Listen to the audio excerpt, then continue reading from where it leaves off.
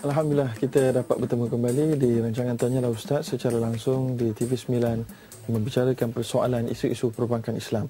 Jadi kita terus kepada beberapa soalan email yang telah pun diutarakan melalui email Tanyalah Ustaz di TV9.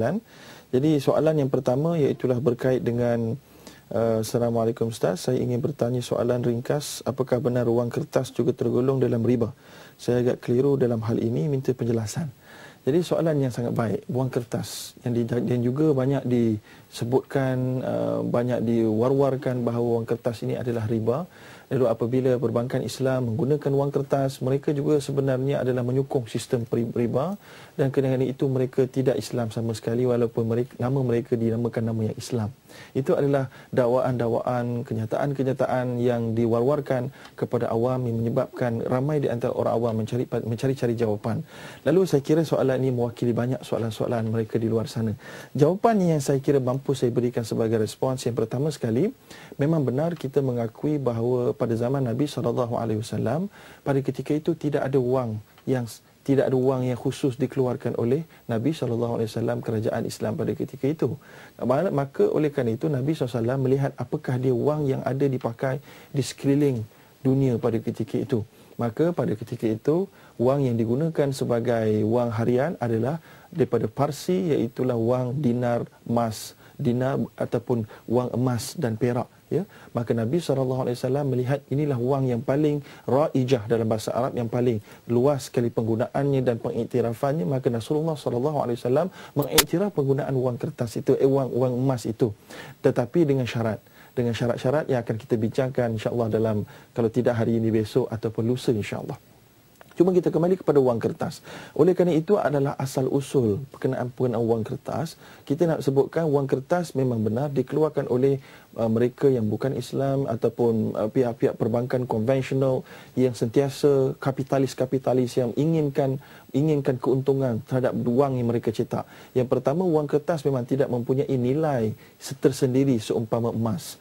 Tapi nilai mereka adalah datang daripada pengiktirafan kerajaan, dan pengiktirafan kerajaan itu boleh berubah-ubah. Bukan pengiktirafan kerajaan kepada wang kertas saja, pengiktirafan negara luar kepada kerajaan juga memberi kesan kepada nilai wang kertas. Oleh kerana itu, itulah dia wang kertas dan ciri-ciri mereka. Para ulama fiqah di antarabangsa di seluruh dunia telah membicarakan bagaimanakah takyif ataupun bagaimana kita nak melihat wang kertas ini. Ada yang mengatakan wang kertas ini seumpama legal tender, iaitulah kertas yang mewakili hutang yang boleh kita klaim kepada pengeluarnya. Tapi itu adalah menurut Syekh Mufti Taqi Uthmani, iaitulah pengerusi lajnah, pengerusi Majlis Fatwa Antarabangsa Kewangan dan Perakuanan Islam yang berpusat di Bahrain, telah melakukan satu kajian yang cukup komprehensif. Lalu beliau mengatakan bahawa wang kertas pada zaman ini bukan lagi seumpama legal tender yang mana boleh diklaim ataupun boleh dituntut nilai ataupun harganya daripada pengeluar, tetapi ia adalah samaniyah, i'tibariyah, iaitulah mempunyai nilai tersendiri pada pandangan uruf. Ini yang saya katakan uruf tadi, iaitulah pengiktirafan masyarakat setempat.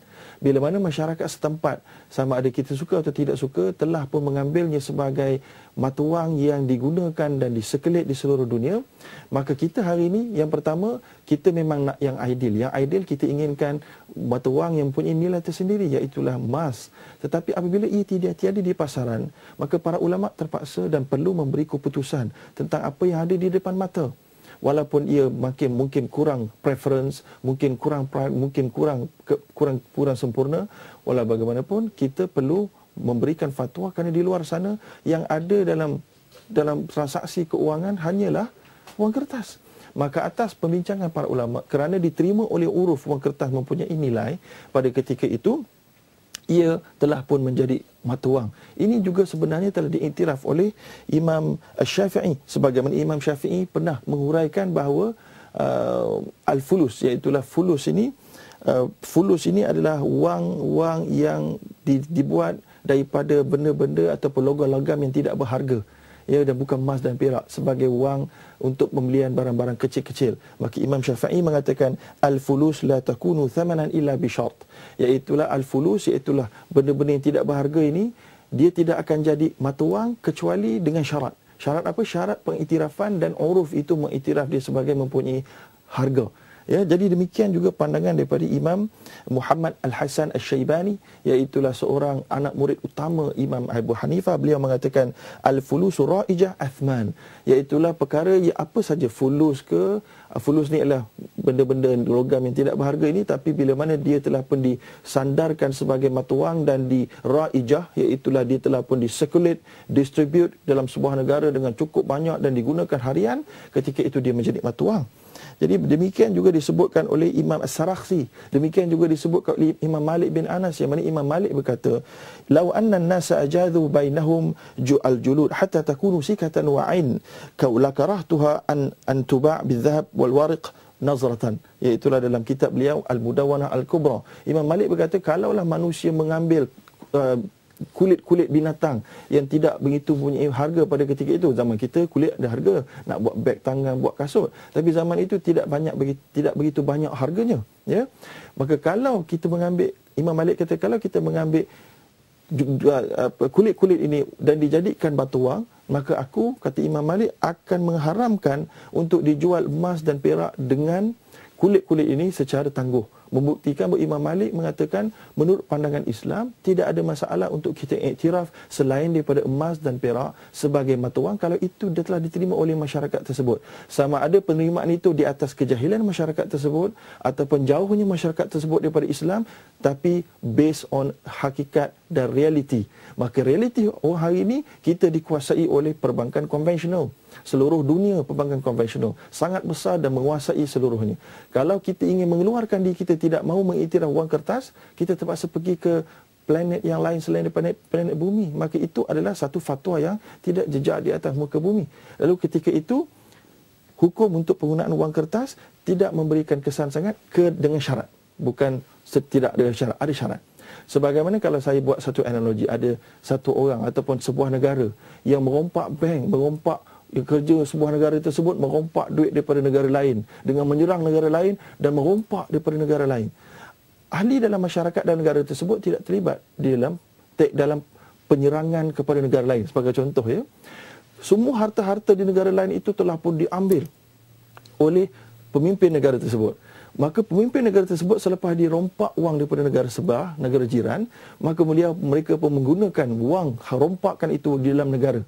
Pada ketika itu, kita sebagai rakyat yang tidak terlibat dalam rompakan tersebut, kita membeli barang menggunakan wang yang hasil daripada rompakan pemimpin negara tersebut, ketika itu adakah kita terlibat dalam riba? Maka jawapannya, atau bukan riba, adakah kita terlibat dalam jenayah rompakan tersebut? Maka tidak. Selagi mana kita berjual beli secara halal, selagi mana kita jual barang kita secara halal, menetapkan harga secara halal, pada ketika itu hukumnya harus. Persoalannya adalah harus. Bukanlah masalah itu yang terbaik. Saya tidak katakan itu yang terbaik. Tapi kita memberikan fatwa kepada apa yang berada di depan mata. Sekiranya kita tidak suka, maka kita akan menyebabkan seluruh urusan manusia ta'attal. Ta'attal artinya dalam bahasa Arab akan terhenti. Ketika itu kita pun tidak lagi harus mengambil gaji dalam wang kertas. Kita tidak harus ada dalam bank kita wang kertas. Kita seolah-olah menyuruh seluruh manusia jangan terlibat dengan bank. Jangan terlibat dengan bank bermakna jangan bermuamalah, duduk rumah saja, tidur saja dan tak boleh beli apa-apa sekalipun. Tak boleh pergi beli barang harian. Maka itu fatwa yang al-masyaqqah tajlibut taysir. Ia akan menyebabkan manusia dalam keadaan yang sangat-sangat susah. Ini adalah hajiyat tunazal manzilatul darurah, iaitulah perkara keperluan yang Imam Syatibi mengatakan keperluan yang kalau tidak kita katakan harus tetapi dengan syarat, maka manusia akan berada dalam kesukaran yang tiada terhingga dan tidak mampu ditanggung, dan manusia akan menjauhkan diri daripada Islam pada ketika itu kerana kegagalan ulama-ulama fiqh Islam. Kalau mereka katakan haram bil qat'i, haram kena boikot semua wang kertas, pada ketika itu kalau itulah fatwa ulama Islam, maka orang Islam itu tidak faqih. Laisa bil faqih, kerana orang yang faqih, ulama yang faqih, al-hukmu ala syai' far'un an tasawwuri. Mereka sebelum membuat fatwa, mereka akan melihat kepada kesan impaknya, kesan suasana urufnya, suasana apa yang berlaku, apakah halangan-halangan. Kerana itu Islam ad-darurat tubihul mahzurat. Ada dalam Islam klausa yang membenarkan perkara haram menjadi harus, ataupun perkara yang makruh menjadi harus apabila terdapatnya keperluan untuk menjaga kestabilan manusia. Jadi kita kembali sedikit lagi kepada apa yang disebutkan tentang wang kertas dan Imam Malik tadi. Jadi kita hari ini menggunakan wang kertas mestilah dengan cara-cara yang dikendaki oleh Islam. Sebagaimana yang diputuskan oleh OIC International Fiqh Academy Majma' Fiqh al-Islami, إنها نقود اعتبارية فيها صفة الثمانية كاملة ولها الأحكام الشرعية مقررة للذهب والفضة. Itulah jawapan Majma' Fiqh Islami. Iaitulah wang kertas adalah duit yang diiktiraf, yang mempunyai sifat thamaniyah, sifat mata wang yang lengkap. Oleh kerana itu Majma' Fiqh mengatakan mestilah kita berurusan dengannya dengan cara yang dikendaki oleh Rasulullah dan Allah, menggunakan cara emas dan perak. Yang maknanya apabila kita tukar wang dengan wang, mestilah on the spot basis, yadan biyadin, mithlan bimithlin dan seumpamanya.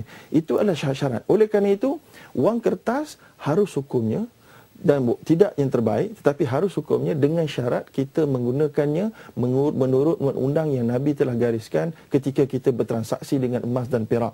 Ya. Jadi walau bagaimanapun kita sangat menyokong sekiranya di luar sana ada sesiapa mana-mana negara ingin memulakan penggunaan kembali mata wang dinar, dirham dan seumpamanya, kita akan sokong 100%. Tetapi walaupun sokong, kita tidak boleh menjatuhkan, mengatakan fatwa haram secara qat'i apa wang kertas ini. Kerana walaupun dikeluarkan, sebagaimana saya sebut tadi, walaupun ia dikeluarkan oleh pencetak wang kertas dengan cara riba, apabila kita menggunakannya dengan menjauhi riba, maka ketika itu kita tidak terlibat dalam dosa tersebut. Lagi satu, dia beyond our control. Dia di luar kekuasaan kita. Pada ketika itu kita hanya mampu untuk mengawal apa transaksi yang kita lakukan. Kemudian yang perlu kita ingatkan sekali lagi, ini adalah jawapan yang diberikan ketika khilafah Islamiyah masih wujud.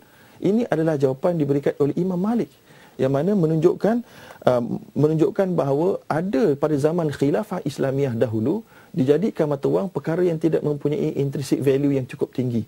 Maka kita jangan merasakan bahawa khilafah Islam tidak akan sekali-kali menerima wang kertas sebagai mata wang. Jadi kita perlu melihat balik dengan mengkaji balik dengan begitu dalam. InsyaAllah kita akan mendapat jawapan yang lebih komprehensif.